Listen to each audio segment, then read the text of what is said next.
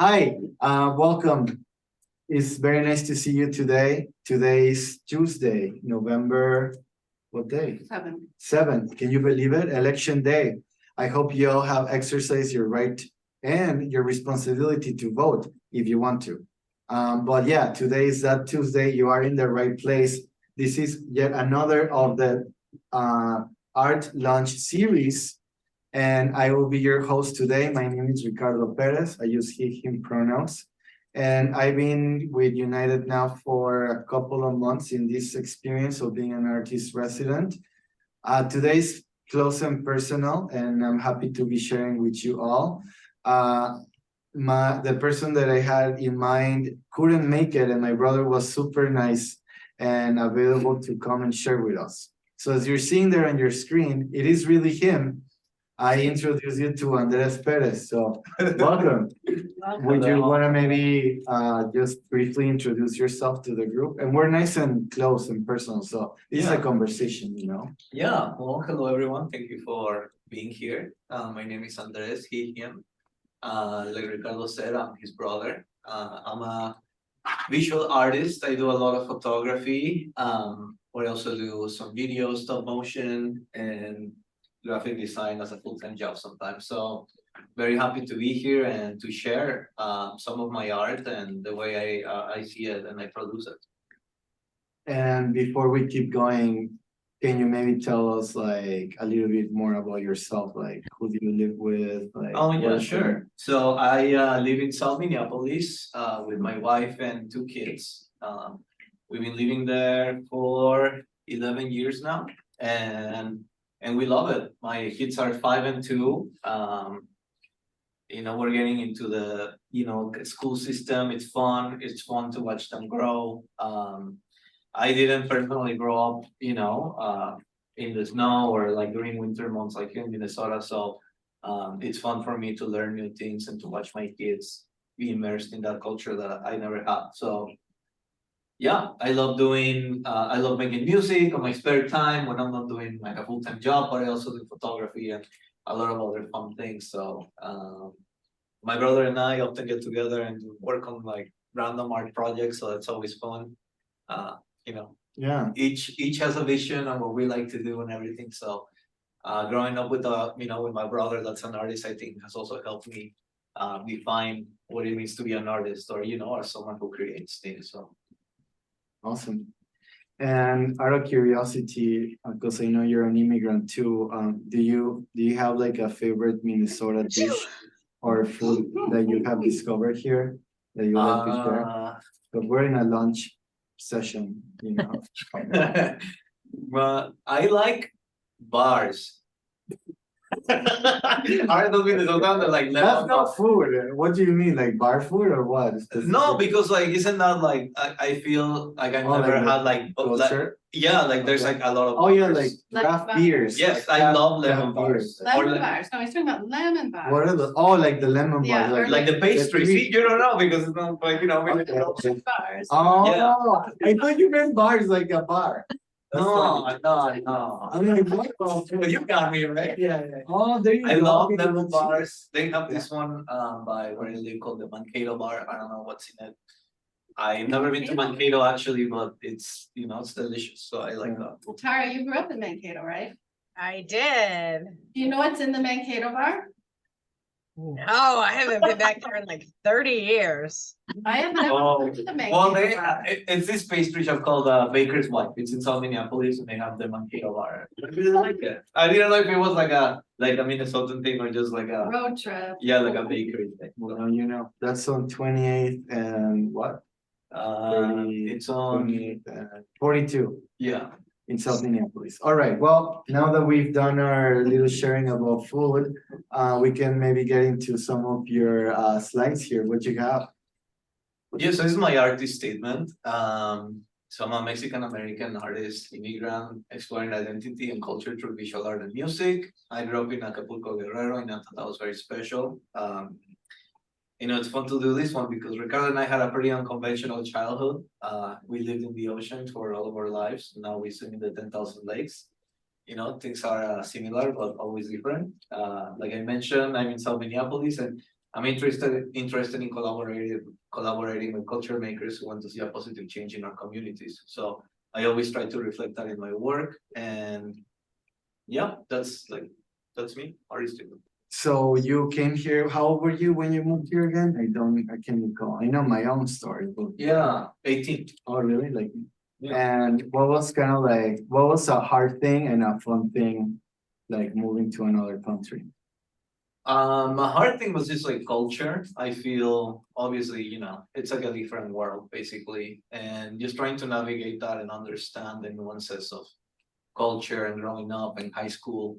That was really interesting, but like at the same time, I really like to live new experiences, so like the opportunity to be in a different country experiencing new things was always like a really good concept and idea to me, and I've enjoyed that side of it, just kind of figuring it out. Yeah. All right, so.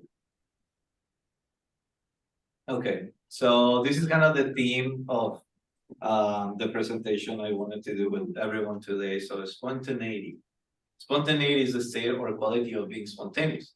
It can also mean the exhibiting of actions, impulses, or behavior that are stimulated by internal processes.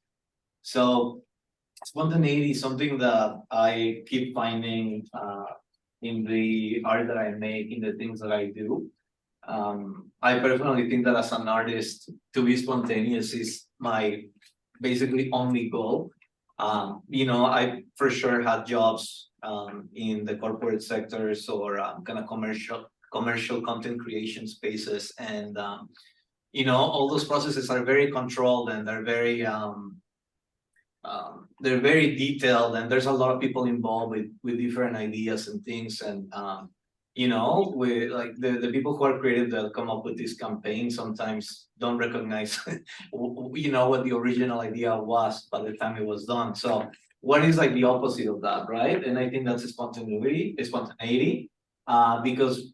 for like some of the best photos that I think I personally taken, or some of the best experiences that I've had, they've always been spontaneous, and I think that's really hard to translate in our, I guess, in this capitalistic world. So as an artist, I always strive to be spontaneous and to create things like that, things that aren't planned. And today I wanted to highlight a couple of galleries from my website that kind of speak to that.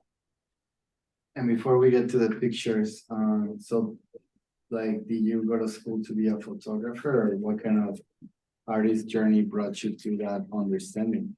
Yeah, so I went to community college. So I did my last year of high school here in Minnesota. So I did 1 year of high school, and then after that, I went to community college here in Norman, community college. And it was really fun. I took all the art classes that I could, because that's what I'm interested in and that's what I love. And I just never graduated because I personally didn't, as an immigrant that had to figure it out on my own. For me, it didn't make sense to spend a lot of time and money on something I wasn't sure that I was gonna like or do, So I think I was really careful with, that part of me in my future. And I'm really glad I did that, because I followed my intuition, or maybe you can call it spontaneity, and I just kind of did my own path. And I use photography as a vehicle to get me the jobs that I wanted, or put me in the situations that I wanted. And honestly, that doesn't, I didn't start making photography because that was my goal. I do photography because I love it. It just happens that people also like what I was doing, and that, like, eventually got me jobs in the industry. So, yeah. Cool, so let's click on this link here. Let me move. Maybe I'm gonna hide the gallery here so we can have more space. And I'll put you over here. Maybe. So here, you want to move it yourself, right? Yeah. So, for example, this is. So at this point in my career, when I was taking these photos, these are from Mexico City, and let's see if I can do this. Okay, perfect. So in the theme of spontaneity, I love just walking around Mexico City and capturing these scenes, right? So like here you get a taste of what it's like to live there. Obviously, people don't like that you park in front of their houses, but there's a cat in the sun, just like watching everyone walk by and probably doing this every day of its life. I also really like to capture street art. For example, this one here is just a combination of a graffiti and the natural wall living on the street deteriorated by either time or someone punching it. And around it, there's a ton of graffitis and nothing makes sense, but it's really beautiful. And, who knows if this exists here anymore. So these are my friends. We love tacos. We went to a taco shop, and this is my dog's friend, my friend's dog. And I'm not gonna be talking about every photo, but I just want you to see the the spontaneous magic behind each photo, because none of these were planned. Some of these are just photos taken in time. This one here is a really cool one. So I was walking on the street, and these four gentlemen who take care of the cars parked on the street were playing this game. And I asked them about it, and I guess this is a game that was made in jail. So people in jail play this game, and there's rules, and obviously it's a dice-based game, and there's gambling involved. So when they're not, like taking care of cars or doing their job, they're kind of playing that in the street. And they were really, I just have to say, like, talking to them and everything, they were really eager and excited to show me what it was and how to play it. This is my grandparents' room in Mexico. It's a very personal photo. You can see there in the background a couple of Mexican, ancient Mayan ruins as a wall, and this really beautiful photo that gives you a glimpse into what they're like and what they do. This one was like at a local, it's like a pop-up feria in Mexico City. This beautiful girl was just looking at me when I took this photo. This is one of my favorite photos, actually. These are los carritos chocones, or the bumper cards. I don't know what they're in English. Yep. There's another one. So what does it feel like to go back to Mexico after many years of not being there? It's an amazing feeling. I think you realize right away of like how different life is in other countries, in other spaces, people. Like there's in Mexico City, it's like so cool to see just people walking around and experiencing like life at its fullest, interacting with other people. In Mexico, it's very normal to walk by someone who's eating and say provecho, which is like, have a good meal. And you don't necessarily need to know them, or you don't need to be acquainted to them to have that commonality. This is another very personal image. This is my abuela Ligia, my grandma Ligia. This is her home. She passed away in 2019, 2020, and this type of photo, she's here, she was just cleaning her house. So here she is just like tidying everything up, and you can see how beautiful it is and how much this space meant to her. This is an interesting photo. So this is before Trump became president, as we all unfortunately know. This one, the Mexican press was already saying like scary. That's what the headline says. Que miedo. So scary. Trump is up by these points, in these states. And doesn't that sound similar to what's happening right now? So I don't, so it's like a very interesting thing. And I like to capture kind of these moments in time too. So on that note, maybe, yeah, what do you think about the influence of the United States in like Mexican people? Like, how does that impact us? Does it or does it not? Oh, absolutely. You know that, I mean, we in Mexico, you know what's happening with the economy just based on the United States economy. So if the US is lagging behind, then Mexico is lagging behind too. So I think people don't understand what it's like to live here. Mexican people don't understand what it's really like to live here and to have like a conscious or like a moral set of values to vote for the people that resonate with you. Politics is a very touchy subject and it's very complicated, but you don't need to be a genius to not vote for Trump. Unfortunately, Mexico people like him because they think he's a nationalist, right? Very similar to AMLO. AMLO is a president that some Mexicans have called the other Trump because they think, right, the perception is that he is for the people, which as we know, that's not true.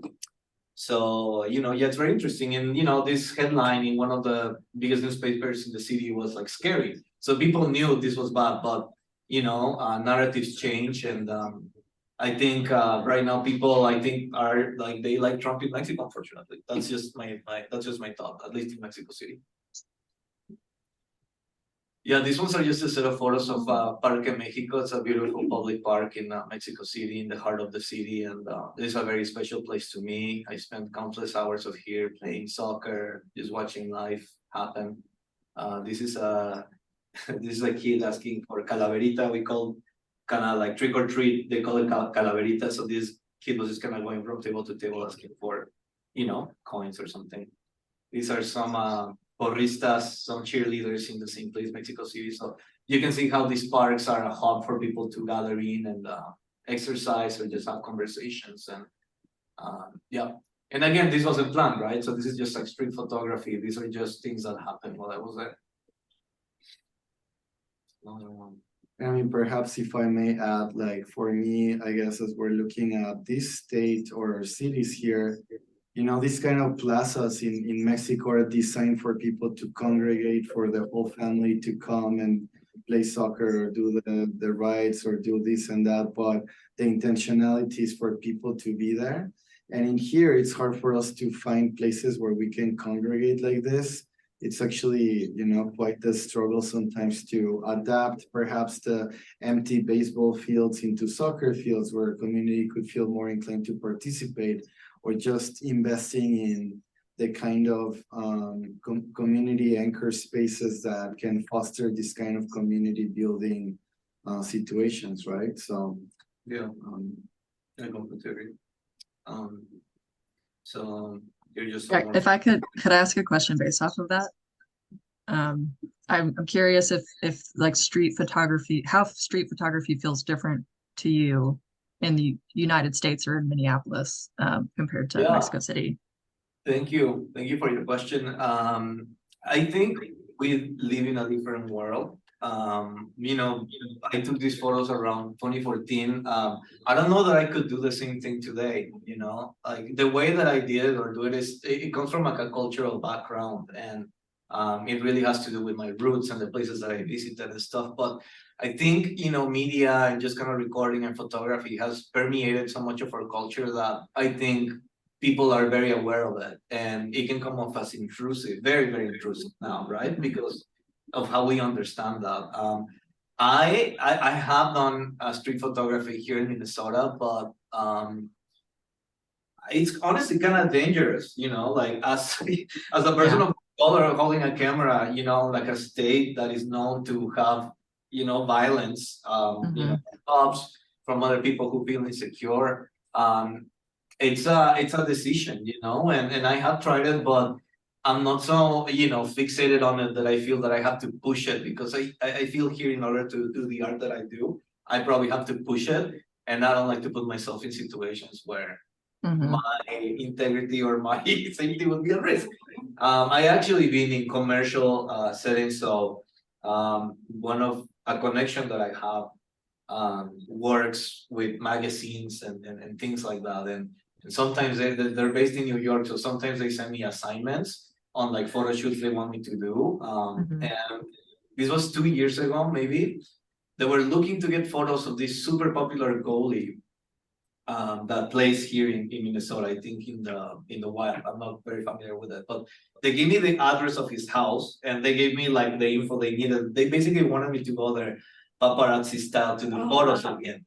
So like, these people from New York don't necessarily understand, how that works. But I got to the house and I realized the situation because this was in, like a very upscale neighborhood. I mean, you can imagine they pay that amount of money, and I called them and I was like, look, I can't do this. I mean, like, I could potentially be putting myself in danger right now, because no one's used to seeing my beat up car outside of a mansion holding a camera, as a brown person, it just doesn't fit. And yeah, I'm honestly, I feel I'm like very lucky to get the footage or the photos that I've gotten during these last few years, but it's definitely changed. Thank you. If I may add, like for me, I guess something else, it's like like Mexico City, as you continue to see the photos, like it's kind of like New York, like it never stops. It never like it's like 5 a.m., 12 a.m. like and then people are kind of like used to like a certain kind of chaos already. So Yeah. there's certain things perhaps that it does not disrupt that, like so that's why perhaps you see a lot of graffiti in Mexico City, maybe it's easier to do it down there because of culture somehow, but I do know that in here, something that really like was extremely difficult for me, it's like downtown, right? Like if it's like a weekend, it's like empty, completely empty. Like where are all the people? And in places like here, there is no doubt. Like we're out in the streets, we're buying at the shops, we're eating in the carts. It's like it's very different culture, I guess. So, anyways, I don't want to take away your spotlight, but I also grew up there, so I feel Of course, entitled. it's hard not to because see only- it's hard not to say anything when you see these photos, right? Which I think it's part of our identity, Yeah, so here's a few more. Here's a plaza called Coyoacan in Mexico City. These people are rapping on the street. This man was just dancing in the Zócalo and like, look at he's so happy and so, in the moment, there's no one around him. So this is a place near Mexico City, and you can see, the art and like the type of people that visit these places. So look at the floor, right? That is like colonial. Those rocks are just beautiful. Like everything is just so cool and connected.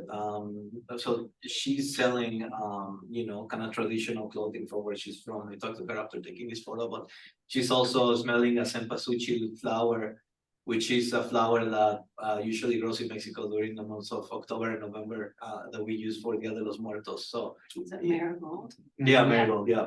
And in Mexico, I've seen this growing here in the wild, but they're like way smaller. The ones in Mexico, maybe it's the region, are like very plump, like hydrangeas. And I guess for me, these pictures kind of remind me a lot of that mixed present that as Mexican people we hold of the indigenous past with the European sentiment, energy that came into our continent in the 1400s, I guess 1500s, I guess. But we can't deny it, right? That we are people that are mixed, but there's so much indigenous richness in our country. There's like hundreds of languages that are spoken and hundreds of cultures, So anyways, those are pretty cool showing that. We Yeah, used to have a Day of the Dead service at Oh, the cool. school, yeah. And the marigolds were such an important part of that. That's the Yes. reason it's really cool. So yeah, those few photos back there were from the mountain. Basically, you climb this mountain, you go through this street, and you get there. Yep. So the guy was looking at the camera. So you can also see here the murals people make and the people that live there. And look at this beautiful church. I thought that clock was super interesting. I don't think that's yeah, I think that's pretty new, right? But yeah, okay, so these ones are from Acapulco, and Acapulco actually was just recently in a huge Otis was the name of the hurricane, category 5, devastating hurricane that literally destroyed the city. So these next photos here are from Acapulco. And you'll see that this is not the first time that happened. So these beautiful homes are, so this is actually Ricardo and I's house. This is the house we grew up in. These photos are very, they're very sentimental. They mean a lot to us. But I took this in 2013, 2014, and a few years before that, there was a huge flood that basically buried our house like 17 feet underwater. So you can see here a little bit of water. How tall it got. Our house was behind the lagoon, and because of the water, it like overflowed, and this is basically what our house looks like. And it probably doesn't even look like this anymore because of the hurricane that just came in. So this is the fruit. This is almendra from the trees that grew outside of my house. And I mean, maybe on that note, just to know like the realities of climate violence and how it's impacting like communities today. It's not in 50 years. It's not, it's like happening right now where that tropical storm became a category 5 hurricane in a matter of like a day or something, like extremely, like unlike ever before. And people here are paying, I guess, for that, so. Yeah, so these are just more a combination of Mexico City, so we can, I love this one, so this one's from the same park, Mexico City, and these people, they have a tango night every Wednesday night or something, so couples just go there and learn to dance, so I love this photo. So what yep. you can go back into the slides, but what other links do you wanted to share? Yeah, so like I wanted to do like 20 minutes per kind of like theme, but I have one here of group shows. I don't have as many photos on these ones here, but these ones are just kind of like personal artworks that I've done for showings here. So you know, this one like, you know, kind of talks about getting this information downloads and just kind of feeling perhaps like out of place, right? This one here is just, you know, these are very deep photos. Of course, I could spend so many minutes talking about them, but this is all my personal artwork, right? This is not street photography. There's my brother Ricardo there, and my other brother Benjamin. You know, this photo kind of talks about my identity and you know, like what you're feeling in that moment. I love singing, I love art, I love photography. There's my mom and my grandparents and my two you know, the duality of being Mexican and also being a citizen of the United States. And, you know, through self-portraiture, I like to, you know, kind of show those things. Yeah, this one's supposed to be cenote. The light of the cenote or the opening of the ceiling is a triangle, and there's sharks and squids and a lot of sea creatures underneath the cenote, and this is just like what the opening looks like when you look up. So this one, I did this show during the birth of my son Joaquin, and part of the show kind of showed what it was like the days before he was born. So this is my oldest son Diego, and this is meant to portray how frustrated we were because we missed the due date, and it had been 2 weeks, so we were waiting for a really long time for Joaquin to get there, and everyone was frustrated. This is my son Diego, just not having any of it. So these two photos here kind of talk about identity, right? Like the masks we put ourselves in, and like how we feel in this kind of like different world. But I can't, you know, you can't really see it inside the room, but like here, it's a mask, and inside the mask there's two me's, right? The two personalities, and the mask is just meant to represent also my roots and my my ancestors. So just to add here, but so and you know, knowing that we're in a seminary, I also like to, you know, when you're doing anything out there, like spirituality is always kind of like on the side, untouched. But can you maybe talk about how has your identity journey shaped your understanding of your spirituality today, or Yeah, or has it, or for sure. Yeah. So I think the art that I make, like, I don't think I ever said like I want to be a self-portrait artist. I actually don't think I like call myself a self-portrait artist. I just do a lot of things, but part of that spontaneity, right? That freedom, that liberty to create is to be able to do whatever you want and to speak to someone who's looking at a photo through a theme or through something. Like these photos weren't planned either. I was like, I need a self-portrait of myself for this show. And this is just kind of how it came out. That mask, as Ricardo knows, is a mask that my dad made in Mexico City. He used to work with fiberglass, and he gifted it to us. So, you know, these things are not props that we make. These are this is part of our lives. And, you know, to be an immigrant, I think the question is always that of like identity, of like where you fit in, of how you feel in the world today. So, you know, I think a lot of information and a lot of spontaneity comes from that.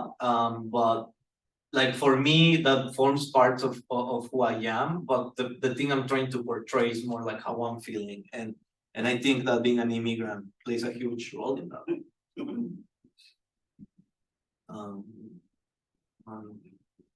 This one was like I don't think I have the second one here, but this one's supposed to show what my son Diego, my firstborn, looked like on what's it called when they do the imaging of the baby on the belly? Ultrasound. So this is like an ultrasound, but he's 3 in this photo, and honestly, they look pretty identical. I love this photo. So this is a portrait of my wife Sarah. This is us like 2 days before she gave birth to Joaquin, and For this one, I wanted to go to like a thrift store and get like bird themed props. You know, my wife is an angel. Joaquin is coming from the heaven, and we're about to hold him. You know, so the flower means that fertility and life and growing and you know time matters. There's a pear shape there. The hen with the eggs, and again time, because you know like time, it was like what it was all about. And yeah, these photos are really beautiful and cool. So this is during my son's birth. It wasn't easy, and this is just like a photo of my brave wife Sarah while she was going through it. So what does it mean to be in a bicultural relationship to you? You know, I found so many commonalities with my wife, with Sarah.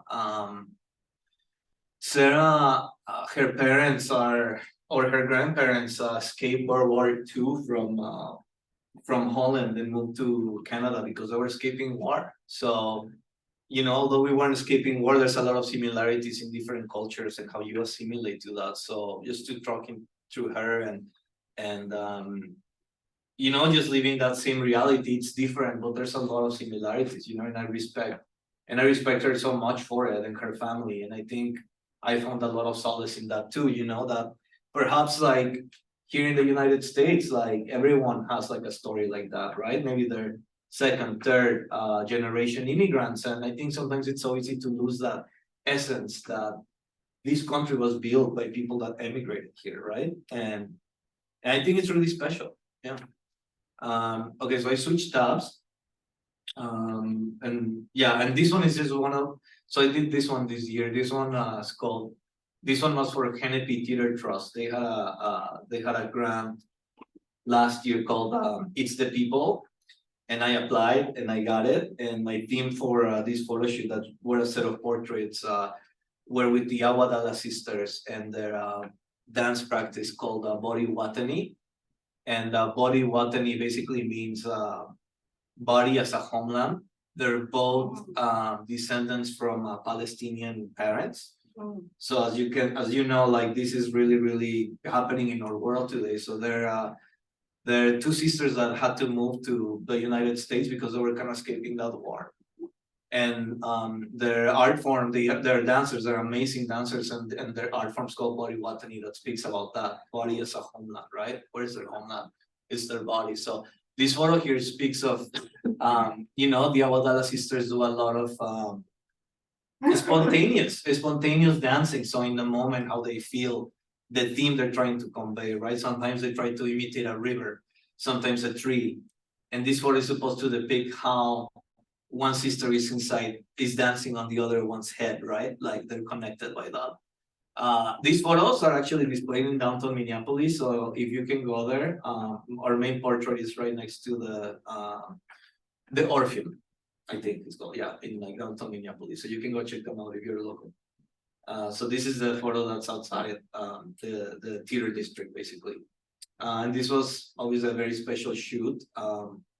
When we were thinking, and by the way, these two photos here, they're spontaneous. Like this was done as a double exposure photo in studio. And you know, just kind of honoring their art form and what I like to do. These were all both done there in the spot. You know, we didn't have like a shot list. Yeah, so this one's super beautiful. This one's called Wacha, which means hola or wave. And here's one more.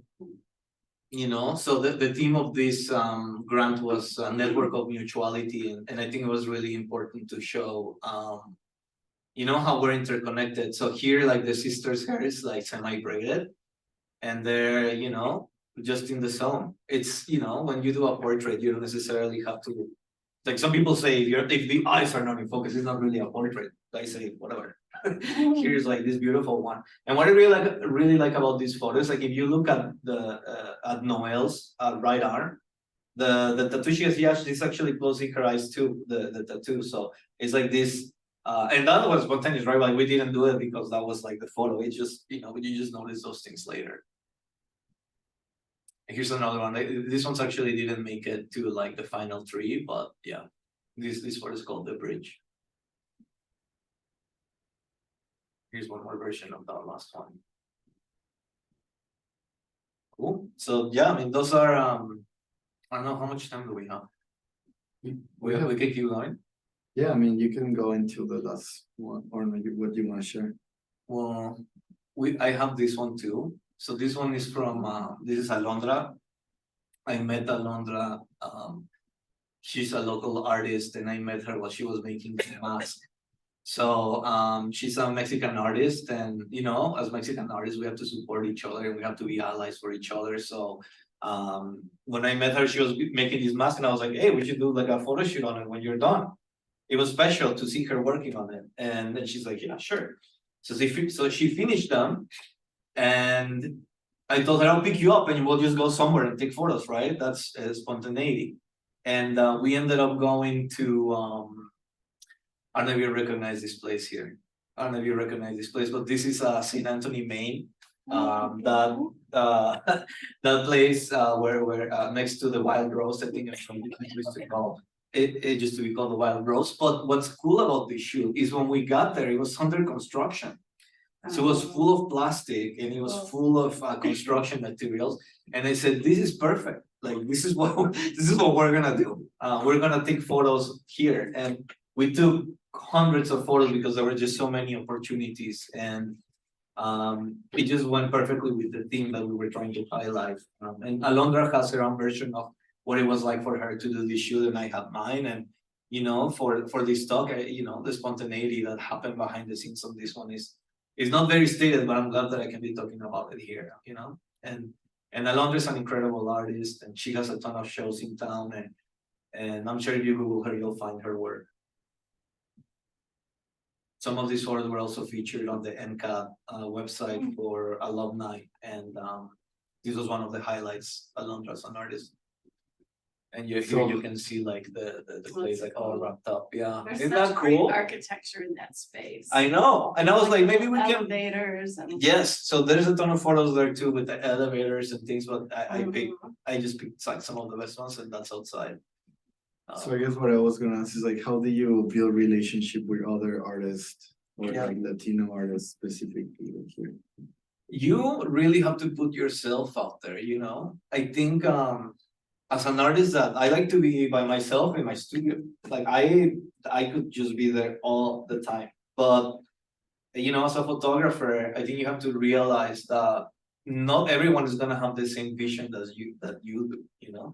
Sometimes when we think of our artwork, we think that it's the most important thing ever, and it's like the most precious thing that the world could ever see. And that is true. That is true to you. But you need to go out there and show people. Sometimes when people see a photo of, you know, this, they're not gonna understand what's behind it, right? They're not gonna understand how it came about or who Alondra is. So you almost have to put yourself in those situations to make that magic, to have that spontaneity, you know. And as someone that struggles with that, I can admit that that's one of the things that has like really advanced my photography.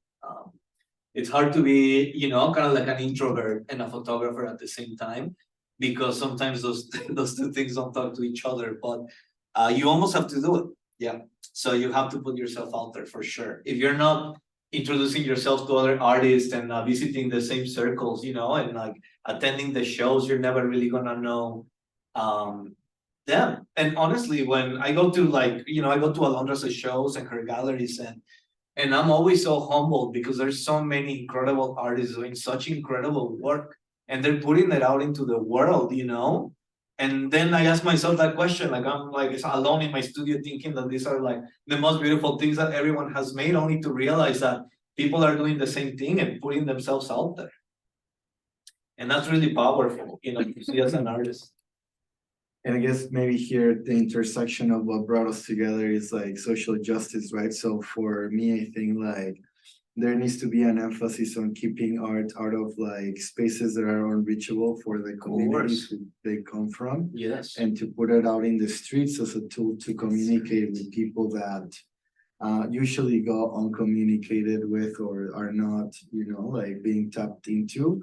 Specifically, as you think of the changing demographics in the city, in our neighborhoods, art and artists can be a conduit for communication, for relationship building, it is easier for people to understand a piece of art perhaps than a manifesto. So maybe you start with the art and you walk him down that road, but I just felt important to point at that intersection, so. Yeah, and like at the same time too, like some institutions, organizations that are for artists, they don't have capacity to see all the art, or to experience it too. So it's important that you put it out in the world and not be discouraged by not getting, the residency or the grant or the show that you wanted. Like sometimes those things are a contradiction, but I think we have to ask ourselves, like, how far do I want to take my art? Like, what am I willing to do to put this in front of people? Because you feel that that's your task, you feel like that's your calling, you should definitely pursue it, and you should push yourself to do that. That's Cool. So as we're looking to wrap it up here, as we're getting closer to the end, which one were you planning on show us now? The last one, like I just have this one called Luz del Sur, which is like my latest kind of like art project, and that's like the one I'm kind of putting out there right now. But so what does Luz del Sur mean? so Luz del Sur means light of the south. This is a very, very personal project, and I guess I'll try to explain it to you, but basically it's natural sunlight on a hematite stone, creating these really cool light patterns. And I know that sounds super weird, but I'm gonna actually like play this video just to show you what it looks like. And this one has like sound too. So basically what you're seeing here is natural sunlight reflecting off of this hematite rock, creating these beautiful light patterns. So you can see the sunlight moving and the light pattern changing. And I also made the music for this one.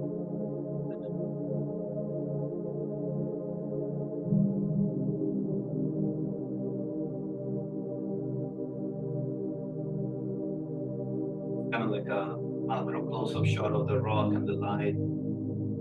But yeah, I mean, this project has been really beautiful, really personal.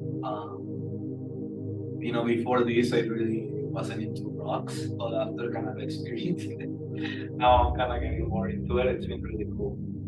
And yeah, I mean, what's so impressive and cool about this project is that this is just a rock and natural sunlight, so like how far does the human mind can go? Like how far can you take it? A concept that is like so mundane, right? A rock and light, what can you do with that? And just kind of having that power and that creativity to say like, this is how I feel about it, and this is like how I'm seeing it. So and if I may say something, there's something I learned recently in the spirit of being like in a conversation, right? What I learned from Lakota people, I went to this meeting where they taught me that they believe that the rocks are teachers, right? They're the oldest, like they're like the most ancient or wise things that we have around us, and when you show me this project, I guess something I really love is like, for me, my spirituality and the understanding of God, it's something about paying attention to things that seem to be mundane, but in reality carry spiritual energy. And I think like for you to kind of like unleash or show us that little bit of the inside of these rocks with the light and how we perceive them and the emotions that invoke with us, it seems to me like a spiritual experience almost. And I think for you, it kind of has serve a little bit of that too, right? But of course, and I can definitely talk about that. Well, can you keep showing us though? What is that? Can you keep going now? No, I mean, I wanted to show you this one because that kind of speaks to that. So part of this phenomenon, part of this thing that I basically made, so you can see here the clouds in the sky. So this is basically a wall facing south, and during the spring and summer months, the sun is at its highest point and it's at its brightest point. So because of that, it creates a camera effect on the room in which you're in. So this is actually a camera obscura effect taking place on the floor. This is not Photoshop, this is real. So when you walk into this room, the sky is on the floor. The hematite is just an element that's also tied to this story. It's crazy how I got this rock too, but here is a photo where you can see the sky on the floor. and then the hematite stone is like reflecting its surface in this board. And this almost looks like 3D. So like to be in front of this scene is incredibly spiritual, you know? It's almost like it's speaking to you. Imagine that the clouds were moving towards you. That was like, that's a difference in like the photo and like the actual like, you know, scene. And you know, I noticed the camera obscura effect while I was like making this project, and it took me a while to really digest how I wanted to do it or like what I wanted to show. But eventually I brought in the hematite stone, which also is like a different story, and it just kind of tied it all together, you know.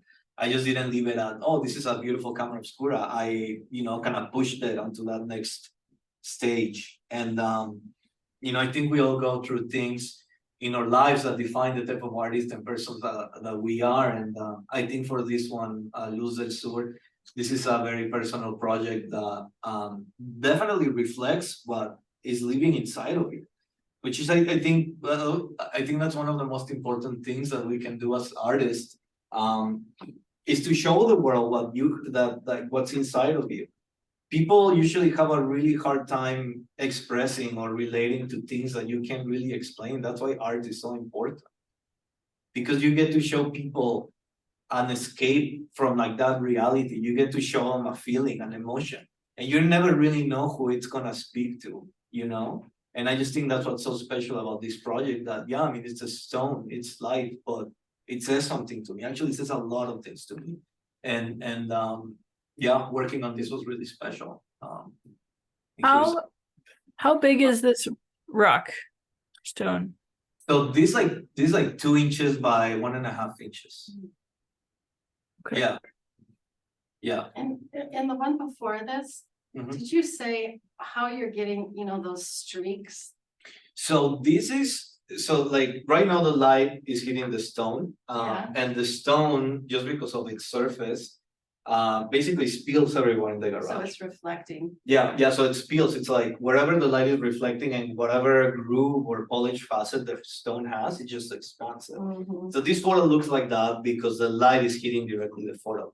And what I did to capture like this, and I can show you another video that kind of like shows it more, but I put boards, it's kind of like little boxes on top of it like this. And then when the light hits it, you can see it actually trapped inside the 2 boxes, you know. So you see you're actually capturing the whole thing. It feels like liminal space, you know, which Yeah. makes me think of Days of the Dead. Yes, very, very, very good. And here's another close-up of the stone. And I'll show you another video. This one is way more descriptive. Okay, so kind of keeping that in the theme of the self-portrait. Part of my project was creating portraits with only this light setup. So this self-portrait here is just using the available light from the stone. And I'm creating a full series of these portraits, just kind of playing with the light. And yeah, this is just kind of like the first one I did. And this one is just meant to show what the stone or what the light looked like when I was looking at it. So yeah, that's what it looks like. Okay, and then I'll show that one at the end.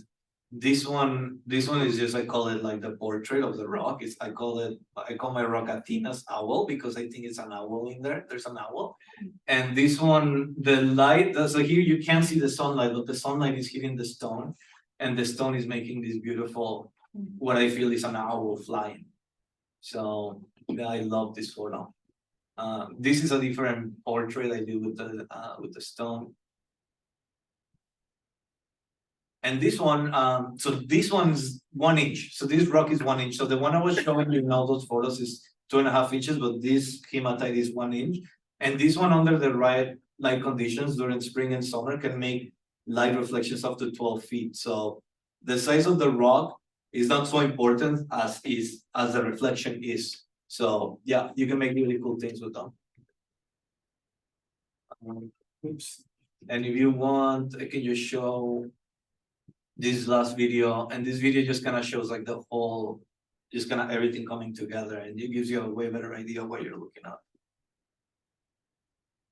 So maybe show us the last video and then we can jump into quick questions. Sure.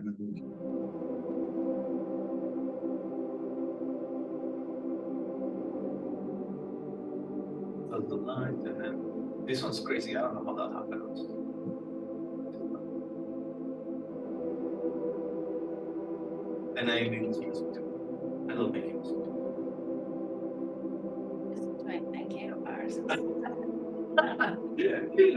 Right. Full service. Yeah. And this one just shows the clouds in front of it. So this is the still, but it shows you like the natural motion of the light. What that looks like. And yeah, and so this is both, right? This is the camera obscura effect and the light.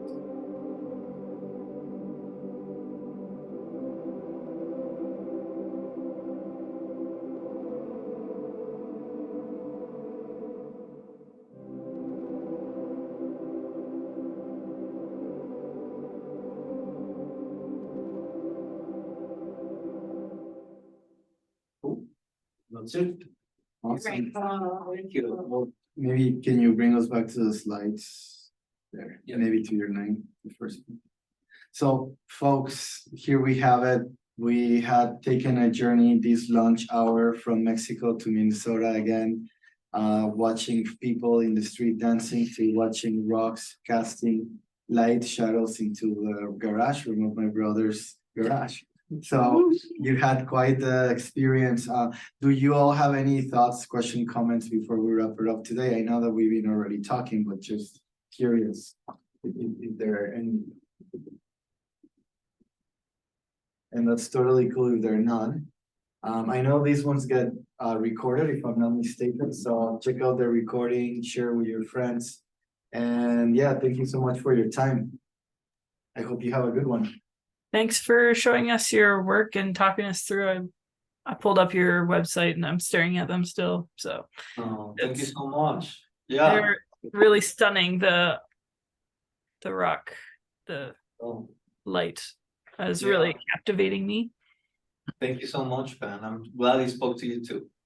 Yeah, I also feel really moved by that one and dropped in the chat just before Ricardo kind of spoke to this that making something beautiful out of light and rocks kind of feels like what we're trying to do in seminary. And so I appreciate like that connection between Yeah. just like the raw elements and like the how attention to them can like elevate them or elevate them to something that is spiritual or bring Yeah. us to a level of spirituality that they're already at. I don't know. Yeah. And can I just like that. and can I add something? I'm No. gonna Yes. I was gonna add like take a chance. Like if you try to explain to someone like what you're trying to do, like how you're feeling, like you're not gonna be able to do it. You just have to do it. Just do it. If you feel something, a feeling, a thing, I say just take a chance and see where it goes. Like things look different the next day, you know, take your time. I say trust yourself and your emotions and your instincts. Process. Yeah, if you feel spiritual, like, yeah, man, like you feel like you want to create, just do it. That's what you should really do. And don't like, don't like, you shouldn't care about the result. Like, it's, that feeling that you're trying to transmit is so important. So. All right, folks. Well, until the next one, thank you so much for your time. I hope you have a great rest of your day and talk to you soon. Hey, thank you so Thank much. you. Bye. Bye. Thank you so much. Bye. How do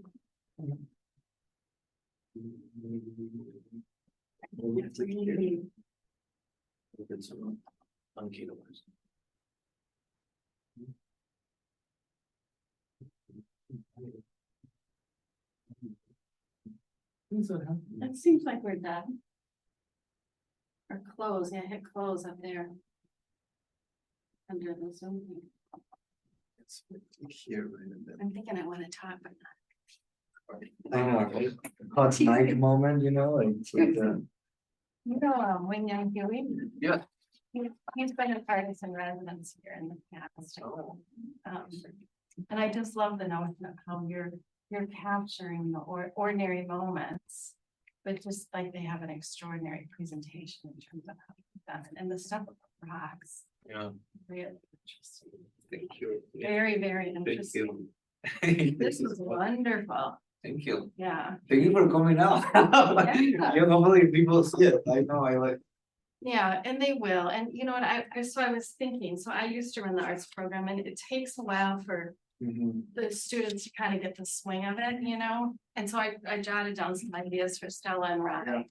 Oh yeah, I have an idea too. I have a flyer that I did for a campaign back in the day that's pretty social justice-y looking. So maybe that can be like the poster that showcases the upcoming lunches Yeah, to make it artistic, you know, so. when is the next lunch? Oh, it's the first. December, second week in December, if I'm not mistaken. I pushed it 1 week, I think, because we're going to Mexico and Okay. so, but yeah, that's one. Well, and your questions were, I mean, obviously you guys know each other, but your questions were like, you just kind of kept asking really good questions. Yes. You had great content, but the way you did the Q and A and the kind of moving it, not that it was moving it, but just like you kept coming back. sure. What does this mean? It's appreciated for sure. Yeah, Yeah, no, I understand the audience and.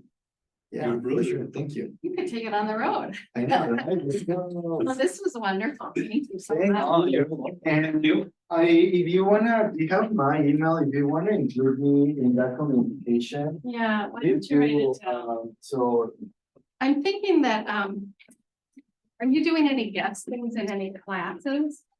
I've done something already,